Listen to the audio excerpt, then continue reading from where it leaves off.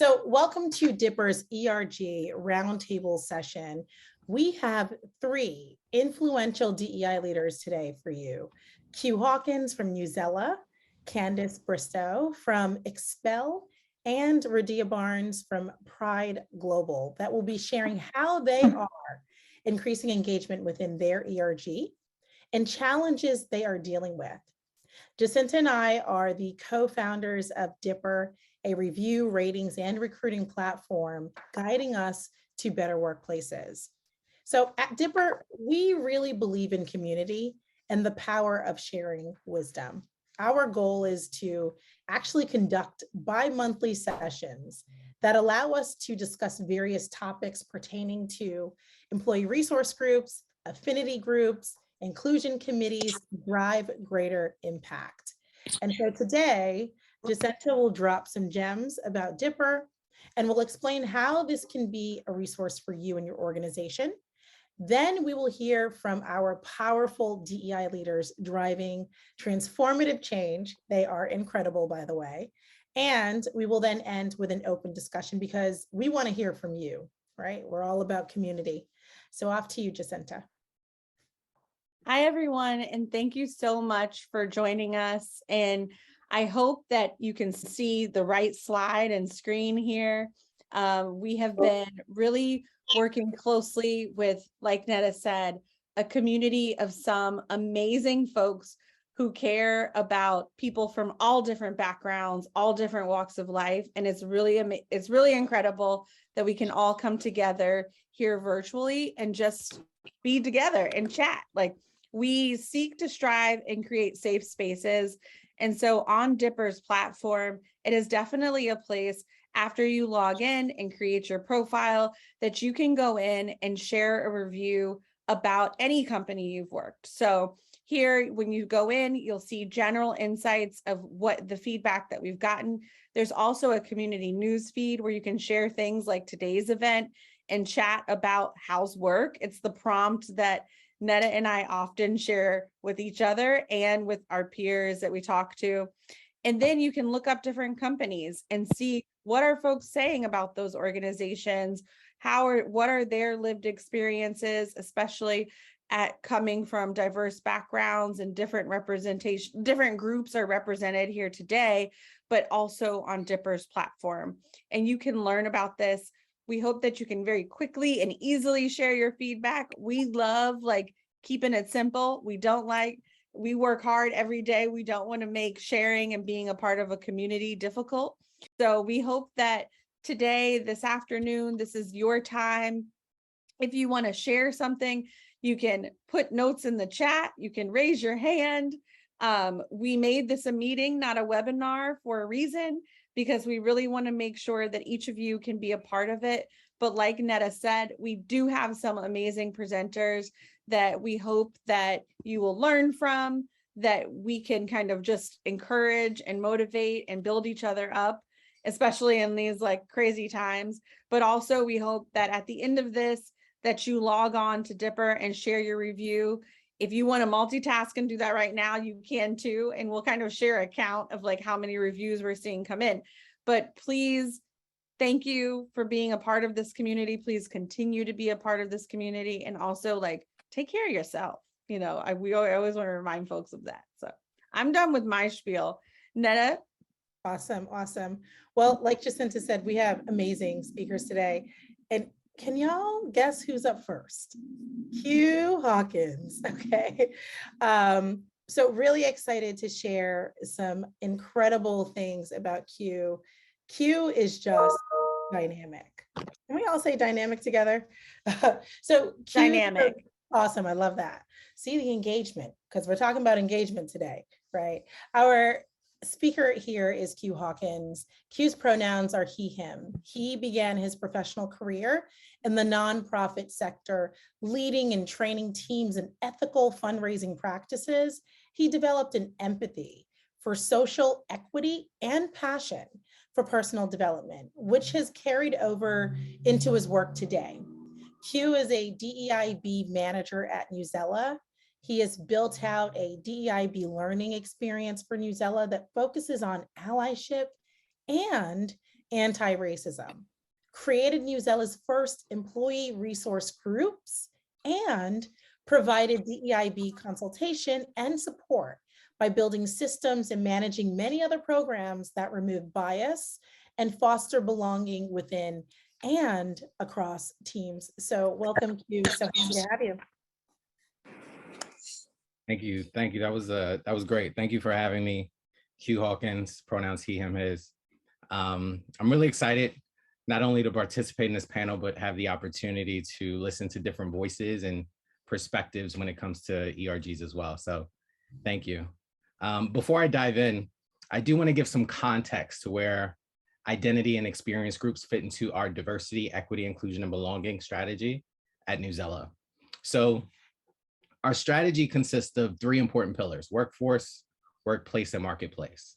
Workplace deals with policies, processes, practices that Newsela's put into place to create a culture that is not only inclusive, but equitable. Marketplace is focused on advancing DEIB with our customers. And then with the workforce pillar, it's all about our people. It's focused on creating a culture that's inclusive and is truly representative of the communities that we serve. So our identity and experience groups, they play a vital role in that pillar. Thank you. You're right on. So to begin this slide, I'm actually going to start with the structure to kind of build the context first. So again, our identity or experience groups, or IEGs for short, they're currently made of 12 affinity groups, 2 employee resource groups, as well as our Deib Council. All of these groups, they play a vital role in creating safe spaces where people within communities can connect and support one another in an authentic way. And they've also played a huge part in bringing equity issues to light. To be candid, most of the DEIB efforts at Newsela, they started as grassroots efforts, right? From these affinity groups in the council, even before we had ERG. So they really deserve the credit for initiating this work. But to build off of that momentum set forth by those folks, our newly formed DEIB team, we've done a couple of things this year to provide a little bit more structure and support. So we've made sure that there is DEIB team alignment by incorporating their success into our goals, having IEGs be a focus for our workforce pillar, right, as mentioned earlier. We've built out a governance model to provide that defined structure. And we also have executive leadership's buy-in and sponsorship. Our 2 ERGs, they both have executive sponsors, and they are accomplices. They're not chaperones. So they're there to collaborate on a vision and use their influence to support initiatives set forward by the group. Lastly, and certainly not least, our ERG leaders, they're compensated for that time within the role, as well as they have these defined budgets in order to hit their goals and commitments, which lead us to the pillars. So I do want to take a quick look at that because the pillars are the foundation of these commitments. So we want these groups to put on their oxygen masks first, right? So empowering their communities, build skills, focus on development for their own personal and professional growth. Then we ask that they find ways to share their experiences internally with colleagues and seek opportunities to give back externally as well. But we're here for the learnings, right? So let's take a look so that we can start to share those out. It is part of my role as DEIB manager here to meet with ERG leaders and take that pulse in terms of what's working, where are our areas of opportunities, and to make sure that we can still see the bigger picture. And it's already led to some great changes that I've touched on and more to come. Starting with what's working well, we've learned that our leaders are engaged and committed to doing this work. And that's a double entendre, pointing to ERG leaders that have willingly volunteered as much as 10% of their time to focus on these efforts. And I do note that it's time away from their day-to-day job and responsibilities, as well as the commitment and engagement from our executive leadership team, which we all know is really important. Our executive leaders, they've raised their hands to show up for initiatives, lend their voices, not only to company communication, but more importantly, lend their voices within spaces that their allied communities may not be present in. Earlier this year, the big ask from these groups was more defined structure, which is why my team went to work on that governance model. But these groups are continuing to push for more clarity by working on charters and defining norms to further guide their members. Another piece that I want to mention around structure is we've created a DEIB calendar for each of these groups to have that opportunity to share their experiences. And it's also a perfect time to focus on volunteer opportunities and community opportunities as well. For example, one of our ERGs, Nosotros, and that's our community for folks that identify with Latin or Hispanic within that diaspora. They lead all programming around Latin Heritage Month. And they've taken on what I call educational days. So days like Cesar Chavez Day, or even Cinco de Mayo, which are great opportunities to bring awareness, educate our peers, and share their experience. One thing that isn't on the slide that I think is really important and works is the relationship that the DEIB team has built with these groups. I don't want to overlook that because it's vital for groups to feel that connectedness with a department or even multiple departments, right, within the organization so that they consistently see the value in their work. When looking at some areas to improve on or opportunities, engagement is typically top of that list. In our ERGs, they've incorporated some great inclusive practices, like setting agendas before their monthly meetings, or consistently incorporating feedback and ideas from members into their processes. But of course, we want more, right? Better attendance to these monthly meetings, more growth within the group's membership, or even day-to-day banter and communication within the Slack channels. When thinking about competing priorities, which is next on there, the feedback that we've heard is that sometimes their role that they were hired for within our company and their role as an ERG leader conflict. And I'll give you an example. The ERG, they plan out this robust and amazing programming for the Heritage Month, but within their department, they may be trying to close out the quarter and maybe can't attend some of those programs that they've helped to set up. Or they don't feel that their role as an ERG leader is fully supported by their manager. So their manager isn't specifically helping them to create that space to be more engaging.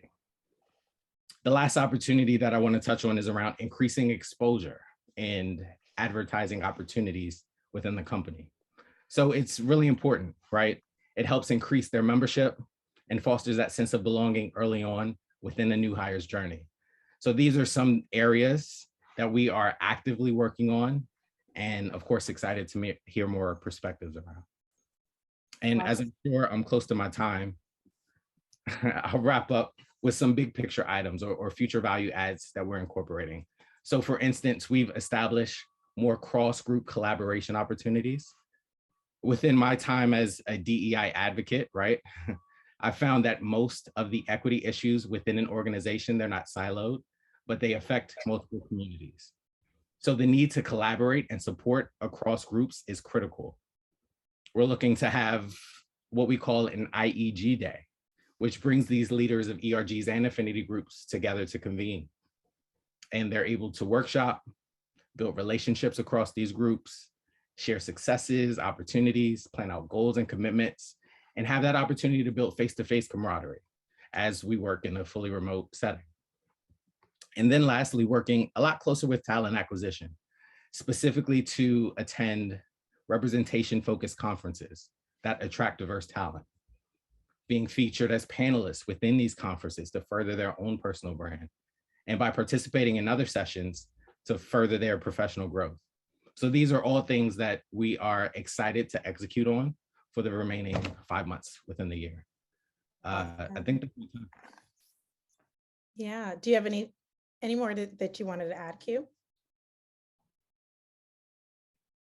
No. All right, awesome.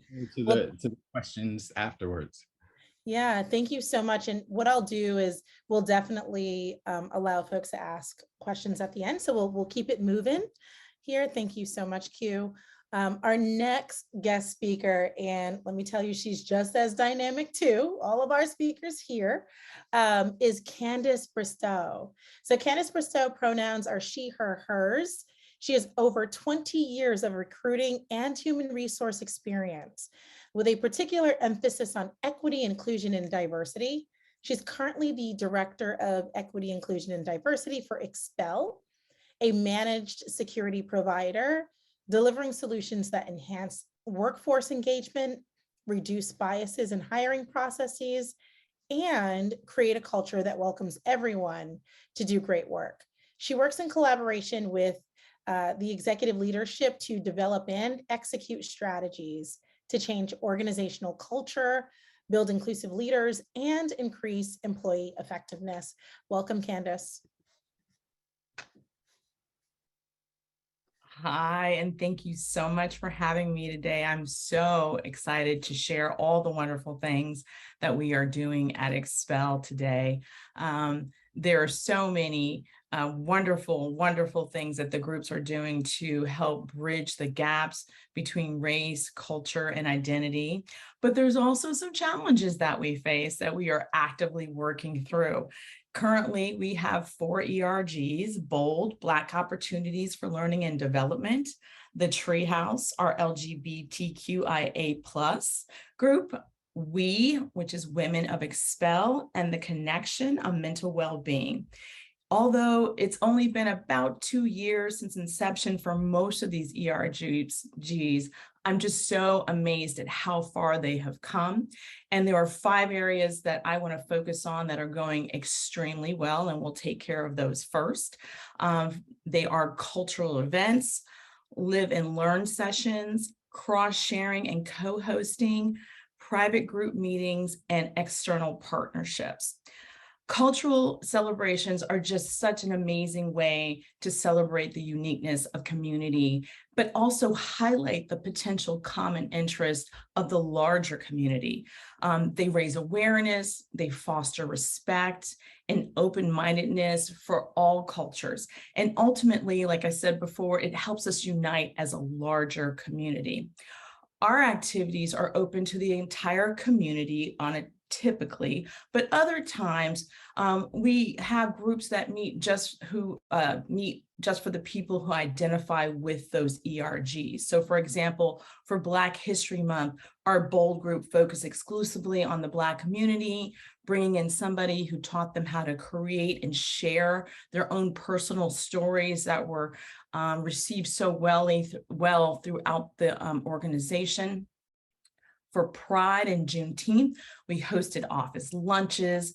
We hybridized activities like a voguing class and a drag show. And then we brought in yours truly, Netta Jenkins, to do a fireside chat around Juneteenth and a trivia game. And it was so fun and it was so engaging. So we totally appreciate that from you, Netta. And our connection group celebrates Mental Health Awareness Month, and they were very instrumental in bringing in a mental health practitioner to teach us all about creating boundaries and giving everyone a day off, a half day off, so that they can participate in activities that bring them joy and restore them so they can come back to work more engaged. These activities usually bring about 10 to 20% of our employee population to participate. Live and learn sessions, similar to what some people call lunch and learns and what we're going to call an L&L today, are really great for motivating employees to come out and learn new things while actually being able to bond with people across the organization.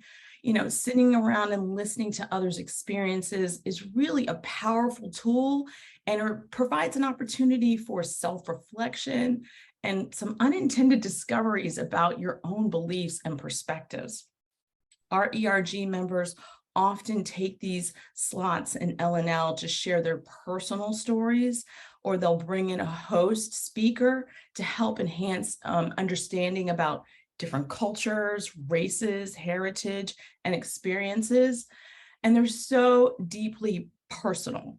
I mean, they cover topics such as neurodiversity, being a former drag queen, to experiencing racial discrimination and sexual harassment in the workplace. Similar to our cultural events, these garner about 10 to 20% of our employee population as well. Cross-sharing and co-hosting, I think, is so amazing because what it does is it highlights our own intersectionality, because we aren't just race and identity. We are so multi-layered, and what impacts one community ultimately impacts another. Anything from mental health, civil rights, parenting, childbirth, discrimination, and sexual harassment. And we are very, very intentional about cross-sharing information through our ERG Slack channels that intentionally touch the intersectionality of all of our people, so that we have more understanding, more support, and it brings us closer together as a larger community, which is why we also do co-hosting events. I mean, these are two communities that come together and share similar interests and want to thrive more for each other. So for instance, we had our treehouse come together with our Bold community, and they partnered for a day of silence. And if you're not sure what that is, it's a day where you spread awareness about the effects of bullying and harassment for LGBTQIA+ communities. Our We group partnered with our Bold to host a contest to support women-owned businesses. And we had lots of people sharing all the things that they bought from women-owned businesses. So that was a lot of fun. Private group meetings are so critical.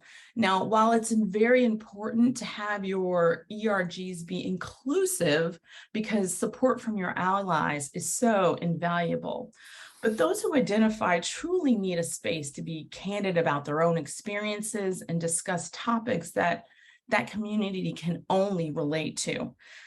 These channels and meetings are so critical when you are in a minority in a company, because oftentimes you don't get to work with or collaborate with others like yourself. So these spaces keep these communities so connected to and engaged at work. Our LGBTIA group formed the Alphabet Mafia, so love that name. We formed Lean In Circles, which I think are popular with a lot of companies. And the Bold community formed Blacks at Expel. And we're seeing a lot of traction in these groups. These groups are meeting on like a quarterly basis, and they're having a lot of good dialogue about how to support and uplift each other. Another area is partnerships with external organizations that support the needs of underrepresented groups. And this is such an excellent objective for ERGs. It accomplishes three things. One, increases diversity in the applicant pipeline, thereby hopefully increasing representation across your organization. Two, it amplifies minority voices within your own company. And three, it provides financial support for these groups. So let's be real, to find diverse people, you have to go where they are, and you do have to showcase that they are people just like them that are doing the work and working in companies that they've always wanted to work with, which leads me to my second point of often our underrepresented groups or minority voices don't always get the platforms like this one, right, to speak and showcase what they do and, you know, potentially advance their own careers. And then it also brings a following along, so then you get more people applying to your opportunities. Lastly, our nonprofits who support underrepresented groups need the funding to produce these types of activities that improve things within their communities and help them find the opportunities to thrive. So last year, we partnered with Out in Tech, which supports the LGBTQIA+ community, and we participated in several of their career fairs, a conference, and we actually had someone from our community present a webinar similar to this around all the wonderful work he's doing at Expel.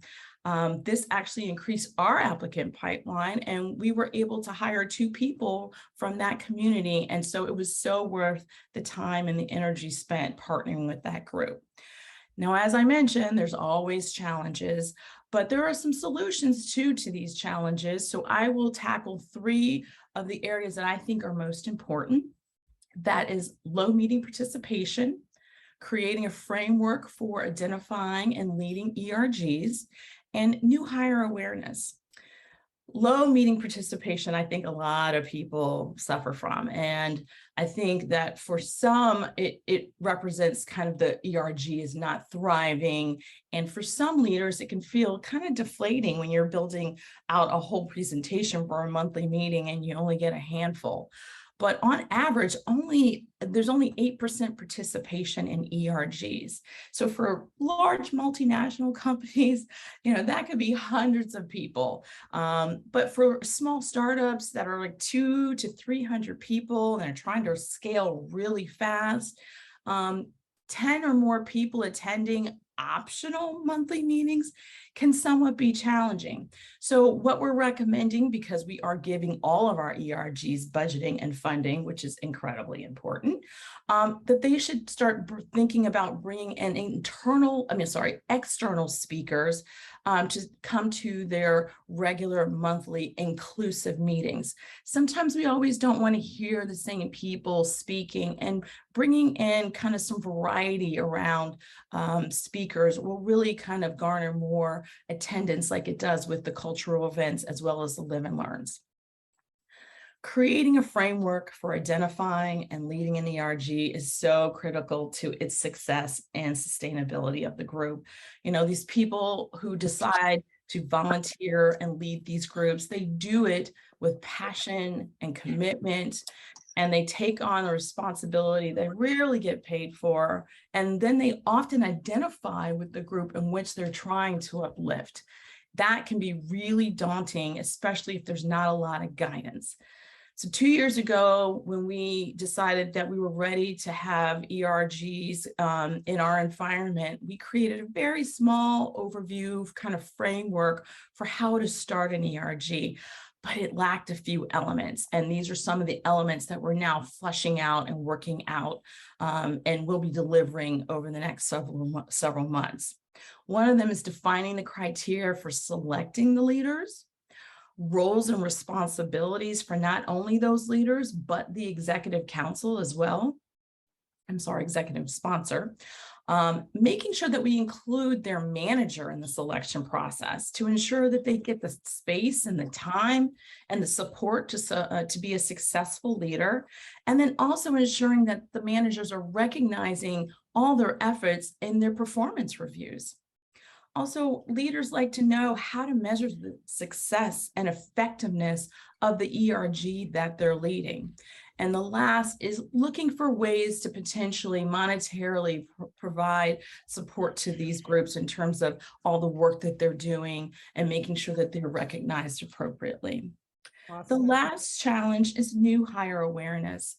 When you're a new employee, good Lord, you are learning how to set up your computer, especially now that we're mostly remote, the benefits, the culture, and your teammates, how to do the work that's going to make you successful in your role. So learning about other programs within the organization, such as participating in ERGs or any other programs that are available is kind of hard to remember, especially in the first few months.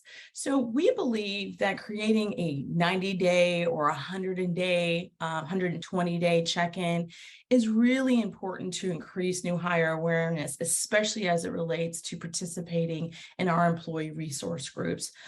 There's so many ways that you can accomplish this. Many of us are using Slack, and there's Slack donuts, and you can add videos, you can do one-on-ones, or even group presentations. You have to choose what option works best for your culture and what is scalable and sustainable. I always say that, and I call it equity, inclusion, and diversity work. It isn't a destination. It's a journey, and changing hearts and minds takes time. It takes transparency and lots of vulnerability. So I hope some of these things will help you with your ERGs, and I appreciate your time and letting me share today. Awesome. Thank you so much, Candace. We'll save the questions for the end. We're almost done. Our final speaker here is Rahdiah Barnes. So Rahdiah Barnes, pronouns are she, her, hers, and she is the Strategic Diversity Partnership Liaison at Pride Global and president of the New York chapter of the National Association of Multi-Ethnicity in Communications, NAMIC, which is an amazing organization, the leading diversity organization for people of color in the communications industry. Radia oversees 6 committees that provide high-quality professional development programming geared to educate, advocate, and empower for multi-ethnic diversity in the communications industry. Really excited to have you on board, Radia. Good afternoon, everybody. It's so great to be here. I'm learning so much. I have to say, I am brand new in this ERG world, as Netta kind of precluded. I am the leader of a professional development organization. I recently took on a role at Pride Global as their diversity partnerships liaison, part of a brand new DE&I team that was created here. And I am the brand new co-chair of their Black ERG, Mahogany. Our ERGs were just started in February, I believe. We have 14 new ERGs here. We've been putting them together, getting them all straightened out, and it's been such a great learning experience. But this role as an ERG leader has been brand new to me, and one that I've been loving so far. So just a little bit about my organization. We're a minority-owned company. My CEO is Brazilian, and he is really focused on diversity. He's really focused on social responsibility, and he thought it was very important to get these ERGs up and running and ready to go in a time that was kind of, he didn't want it to take too long, basically. He wanted it to be a nice, smooth process. So I have learned that during this process, it has been fulfilling and a little bit daunting. I'll start with my cons, some of the issues that I have been running into just with leading the ERG. I have kind of the inside scoop and the behind the scenes scoop. So we started our ERGs and we have built them on 4 pillars. That's culture, commerce, career, and community. We want everyone in the ERGs to participate in some aspect of those pillars throughout the year. I have found that getting people to participate in committees has been somewhat of a daunting task. When we asked for chairs, it was, a lot of people raised their hand. A lot of people were excited to participate, but just to get that engagement with the subcommittees, the committee members has been an issue. So we're having an issue with committee members and then meeting attendance and participation. We hold monthly meetings. Each ERG holds monthly meetings, and it has been, I'd say we have about a 50% attendance, 40 to 50% attendance, which I find a little bit disappointing, but the previous speaker said that an 8% attendance, I think we're doing pretty good if that's the norm, but I would love to see that number up to at least 80, 100%, because we don't have that many Black employees as far as our Mahogany chair. So I think in this office, we have about 30 to 35. So I would really love to see that engagement come up a little bit more. Also, inside of the meetings, we don't have a lot of participation. So I have found that, when we're having our meetings and we're speaking, people are not really kind of participating and offering advice or answering questions. And that's something that I really have work to try to get people involved during meetings. I start the meetings off always kind of similar to what Netta has done, with some great music, some Beyonce, some what I call cookout music to get people kind of hyped and ready to go. So that seems to have gotten people's energy up a little bit, because I feel like they're almost there. They almost feel like they have to be there, and maybe they don't really want to be there. So that's something that I have been doing to really get engagement and participation up. Also during this month, which was Caribbean Heritage, Juneteenth, and Pride, and Black Music Appreciation Month, I've been doing a trivia game, and I have seen so much engagement from this game. We've been doing it every day. I send out trivia questions. Everybody wants to be the first one to answer it. So that has been something where I have seen really, maybe because we all have that in common. We love music. We love different types and genres of music. That has really gotten our engagement up, and I have been so excited. So I want to continue to kind of feed off of that as well. We don't have a budget for our ERGs as of yet, a set budget. We do have money that is allotted to ERGs. It's not something set. It's not something that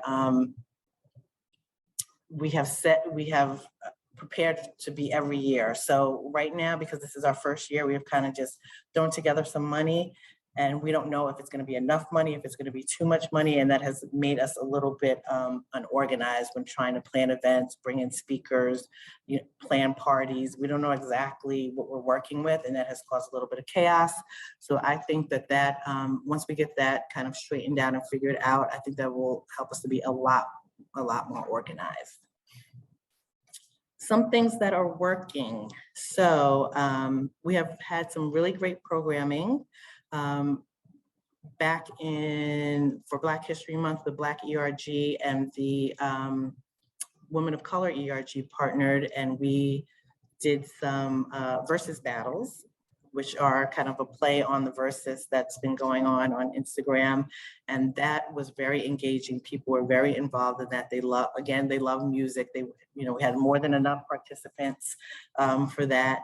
And I think that, just finding kind of common ground on topics or subjects that people love will really help to bring engagement. Also, that cross collaboration between the two different ERGs really helped a lot as well.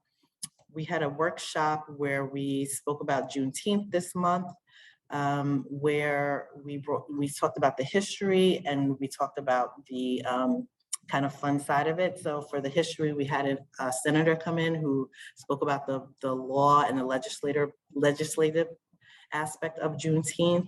He was instrumental in passing the law for New York State. So we had him come in, as well as a historian who came and spoke about Juneteenth and all the history behind it. We did that on one day. It was really great. It was hosted by both the Black ERG and the Women of Color ERG. And then we're going to do a Juneteenth happy hour, Juneteenth Caribbean history happy hour, where we'll offer like Caribbean types foods, red stripes, rum punches, and different types of patties. And then we'll also have like the red kind of decorations in honor of Juneteenth. So that was something that we thought that might be very educational as well as fun. We kind of want people to know the history of certain things and also enjoy themselves at the same time. So we kind of broke it up into two different events, but it was really like one whole event. We've had some fantastic speakers come in, really engaging. We've had a financial workshop where we brought in speakers from Merrill Lynch to talk about 401ks and investing, ways to budget. And then we also had someone come in and speak about first-time home buying, which we thought was really great. We're really trying to create an impact when it comes to the type of programming that we're doing. So we really wanted to have a lot of, to be along with professional development, but also to increase your knowledge. And then we do open forums where we just have some of our meetings where it's an open forum where you could just speak, get things off of your chest. Is there anything that you want to address at work? Is there anything that's going on in the news? Is there anything politically that's happening that you want to speak about? And we have found that a lot of people have been receptive to that, and they have wanted to speak about certain things that are going on.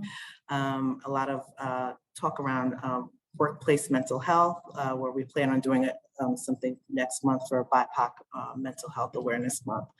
And that has come from the discussions that we've had. We know that we need to do some type of programming because people are so open about speaking about it. Like I mentioned earlier, games have really worked a lot. We've done a versus battle. Music Trivia Month has been really, really really fun. Today's the last day. I've been sending trivia out. People are excited to know who's the winner. Of course, we give like nice prizes. We do like gift cards, and we also have like a company store where you can buy money. You know, we give you like fake money and you can buy things from the store, and it has some really great things. And then last but not least, we have happy hours here at my New York location. We have a bar. We have a location, we have a bar, and we are able to do happy hours on Thursdays. So I have found that having themed or specifically targeted happy hours have really brought the community together. We're able to meet in one place, relax, talk, have a drink, and kind of really have a community. We're really trying to aim with these ERGs to form a sense of community. We're trying to not only help the Black employees and all the employees who are part of the employee resource groups feel supported and empowered, but we want to bring in more. We want to increase our diversity pipeline. So we're really working to form some not only retention, but ways to attract more diverse talent. I am now working on getting a lot of the data behind the types of groups that we have and some that we should be targeting. But yeah, I'm so excited because I'm learning so much just listening to the previous two speakers. I feel like I'm a newbie, brand new into this. So Awesome. I'll be taking my notes. Thank you so much, Rahdiah. Thank you to all the speakers. I want to definitely open it up to have folks engage and ask questions. So please feel free to unmute and direct a question.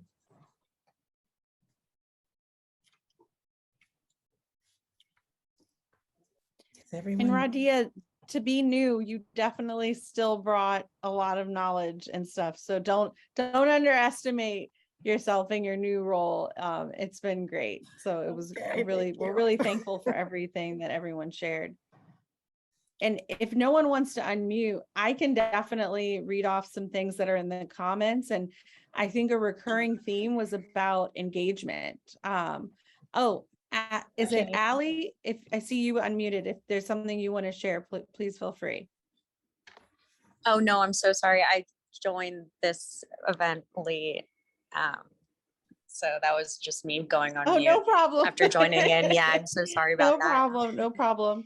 And there's even like a little raise your hand icon. So if someone does want to jump in, we can definitely try to make space for you. But do any of the presenters, I think there were a lot of questions about participation.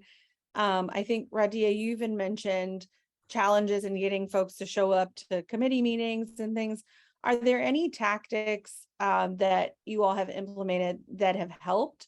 Or are there any thoughts on kind of why people aren't engaged too? I can jump in on that one. Again, we're a smaller company. Right now, we're probably in the low 300s, moving up into the mid 300s. But when we started 2 years ago, we were right around 180. So that was a reason why we didn't have a lot of participation. And I would highly suggest, the smaller you are, you shouldn't have millions of ERGs. There's no way to get the participation and the support that you're going to need. And you do need funding. You have to have funding to make these things work. I think that, again, I mentioned bringing in an external speaker, and you don't always have to pay somebody. I think it's really important if you're going to be a D&I practitioner, networking, because you'll find friends that are be more than willing to come in and do a session for you for an hour. And you can always repay them with a cocktail or something of that nature or dinner out. I find that to be really, really helpful. I just say, don't boil the ocean. There's no way to boil the ocean. And I think it's really, really, really critical that you have a really good framework before you dive in. Wonderful. Thank you so much, Candace. And I see Samuel, you were one of the first folks to have your hand raised. If there's a question that you want to call out, please feel free. Yes, hi. Firstly, thanks to the speakers. It's been wonderful content. Very much appreciate your time and your expertise. I think my question, I forget which one of you spoke about 14 ERGs in your community, in your company. Just wondering if there's ever been the sentiment of, is that too many? One of the things that we come up internally within our company at Convoy is there is definitely a lot of interest for branching out and having what may feel as too granular of ERGs to focus on. Is that a sentiment that you've come across? Have you seen a challenge with engagement because of trying to be too diverse, right? So it's a tough question. How diverse is too diverse to whoever's company has the 14 ERGs? Mhm. You know, yes, I agree with you. I do. I personally do think it's too many. And I have worked with companies. I worked with Charter Communications that used to be Time Warner Cable back in the day, and they had like 10 ERGs, and they ended up combining them and having 4. So I think now they might have 4. And me coming into the situation, I was kind of like, oh, here we go again with, we have so many ERGs. But I think it's going to be a live and learn type of situation. Like I said, we're brand new. We just created these in January, February. And I think after this year, we'll be able to look back and assess and see exactly what direction we should go in. But I do kind of think it's a lot. Thank you for sharing. Awesome. I think we have Zara.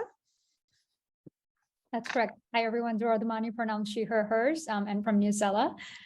So I guess I have 2 questions. One, of course, is specifically for Candice around the live and learn, or listen and live. I'm sorry, I'm butchering the initiative name. Nope, you got it. But I was very curious in understanding that, are those led by the ERG leaders?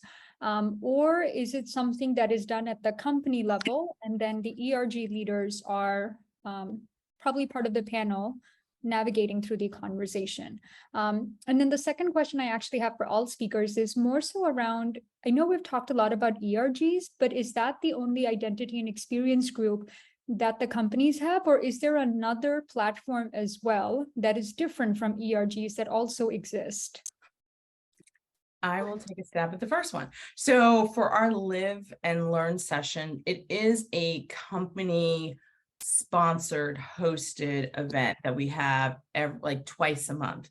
And so it's already on the calendar, it's available. But what our ERGs will do is when it's a month that they want to celebrate or something they want to highlight, they will block that as a hosted event for that particular ERG and then do their presentation.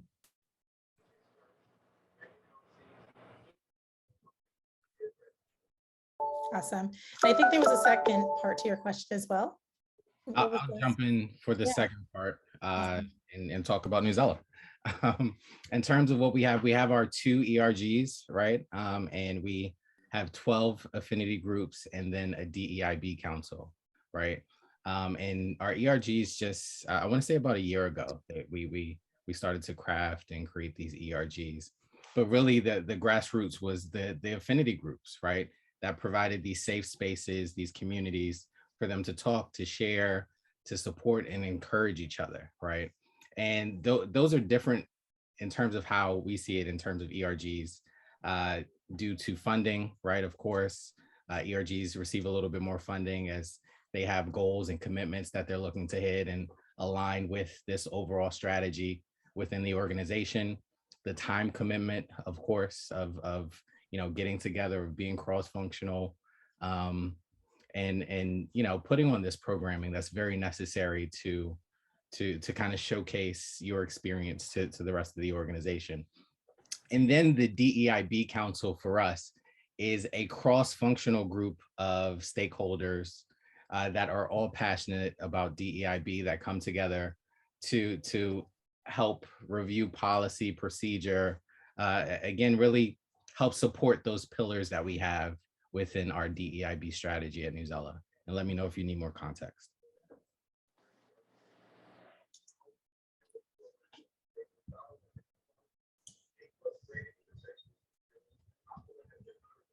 No, thank you. Oh, Netta, were you about to jump in? Oh, that's so funny. I was on mute and I was telling someone else they were on mute. That's funny. I saw your mouth moving, but I was like, we can't hear you. Denise, feel free to jump in. Hi, everyone. So I was the co-chair for our Race, Ethnicity, and Faith ERG. I've just recently been appointed to our IND Council. And the one thing that I know that we had an issue was with attendance, because for Black History Month, we had a really great event. Well, I thought it was a great event because we had the Central Park exonerated 5 for those people who are in New York. And our attendance was so low that I made it my mission that when I joined the IND Council, that I want to partner with other ERGs and other companies, because I think that that was an event that should have been more attended. So for me, I just want to know, how can we continue this conversation offline, and how can we network, and how can we get together? Because I think we will be stronger together as ERGs, and we can really push our agenda with our companies. You're absolutely right. And it's a good segue into the reason why we created Dipper. Really for it to be this community so that we can continue to brainstorm, connect, actually meet with each other in person. And that way, when we're having events, we can now share it with our community, our hub here, and hopefully this continues to grow and we have more attendance. Everyone wants to attend the event where everyone is at, right? So if we're attending, then you best believe we're going to see more inflection. And I think there are many events now that are doing events virtually as well. So this will be a great way for us to kind of connect. And I think also a great way for us to learn about each other's organizations too, right? Some of us may be at each other's organizations at some point. So thank you for that question. And then also, please head to ourdipper.com. We do have a forum, so we want to continue the conversation and we want to understand, hey, what are some things that are working within your organization, what's not? A technique that some of the organizations that I've worked with are doing is literally sending individualized messages via Slack to everyone within that channel. Hey, reminder, because some people want to attend, but they're just so busy, they may not remember. And so there are people that are kind of taking their time, to do that. And that's been very effective. The other piece is automated Slack messages as well. That are set up. So then that way there's a prompt, there's engagement in the Slack channel. There's perhaps a question about the event that you may be having. So I think there are different methods to doing that. I'd love to hear from Kiaba. Kiwoba. Hi. Names are important. Thank you for correcting. My name is Kiwoba Alaire, and I'm the head of diversity and inclusion and giving at Clary. Right now, when I first started, in November, they did not have ERGs. So that was the first thing that I did, was create the ERGs. And the employees are so grateful. They're like, it's wonderful to have a safe space to be able to just be me. Because companies say, oh, come as your authentic self. But do you really? So in the ERGs, I know in our Black ERG, people were asking to join that were not Black. And, we said I created an ally group. So we have what's called Better Together. It's the ally group that allows all of the, people that don't look like me. I'm not thinking of it correctly. I was using a word, but I shouldn't use it. But all of the people who want to participate in the REGs and stand in solidarity with us and fundraise for us or whatever it is, be a voice for us. We have the Better Together ally group. And then say the people in the Black group, I had one lady say, well, now I can just be blackity, black, black, black. And I don't have to have anybody asking me, what does that mean? So one thing that has been very successful, when I started, we had very low participation, and we maybe had like 30 people showing up. We're a company of 600 right now. It's grown exponentially since I've been there. But as Netta was saying, or is it Nita or Netta? Oh, it's Netta. Yep. Netta, thank you. Is marketing your events. And I partnered with the marketing department, like, okay, we're going to host this Juneteenth event. We've hired a speaker to come in. Now I need your help in marketing it. and then partnering with other ERGs. Oh, the Asian Network is really excited about the Black Network's presentation on Juneteenth on this day, and started a month in advance. So we went from having 30 to 150 participants, which was the most that we ever had, which I want to see it grow and grow and grow. But marketing. Question for Hawkins. You said you only have 2 ERGs and 12 affinity groups. What are the 2 ERGs? Great question, and apologies for not saying that before. Our 2 ERGs are, the first is called Melanated. It's for those that identify as Black, African American, or within that diaspora. And the second is Nosotros.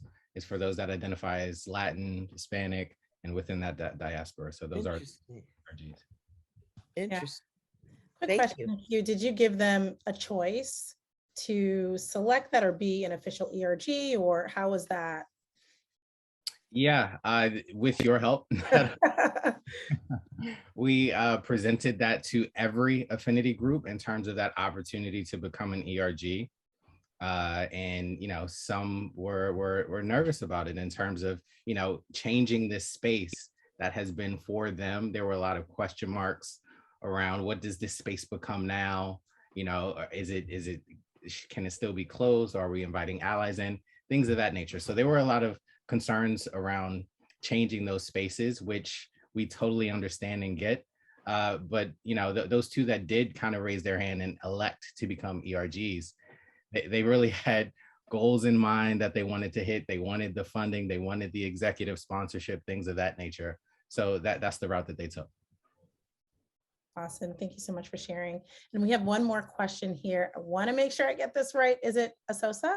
And if not, please correct me, because that matters. No, that was perfect. Thank you so much. Okay, got it. Thank you to everyone who shared. I work with Denise, who you all just heard from within our company. I'm the global chair of our women's network. One thing that comes up for us is setting goals and kind of how to set concrete goals that keeps kind of the senior management and the board engaged and kind of in check. Does anybody have any experience kind of on that level? Because we struggle with like, what exactly is our influence? Like, how much can we affect? And did you say board members or executives you wanted to have? Right up. So we now have these ESG goals, and kind of, so what the ERGs are doing feeds into that, which, you know, goes to the board and our shareholders. So just kind of at every level for us. Yeah, I think one of the things is having those leaders that are part of the group being able to present, and having the board actually listen and take into consideration some of those gaps that exist. That could be good, because I typically see really good synergy when board members, executives are taking ownership and then also accountability, but also participating in the meetings. So it has to be a level of like, hey, here's what we're agreeing to do. We are going to do on a bi-monthly basis. We're going to be a part of these meetings to hear, hey, what's happening within these groups and how do we begin to drive that impact? Because the buy-in is a critical point. And I think I would say, go ahead. Go for it. Oh, thanks, Anna. And to second that, just ensuring that your goals directly align to what the company's goals are. So almost like they're just a branch off of that, because that will then, you know, and we know that a lot of businesses, especially now, care about revenue. So talking about like how is what the work you all are doing impacting what is truly like really important to keeping the lights on, and like making sure that we're able to offer products that help customers. I think that often helps, because you want to make sure you're like speaking the same language, but you may actually have like a very specific mission that maybe someone in that board seat does not have, but you need to articulate your mission to them in a way that they will understand.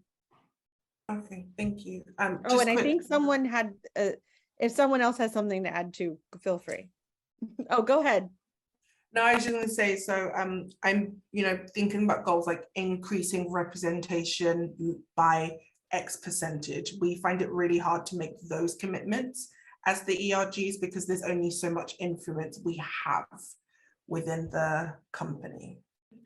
So I can jump in here. I don't particularly agree with setting it, we're going to increase by this amount.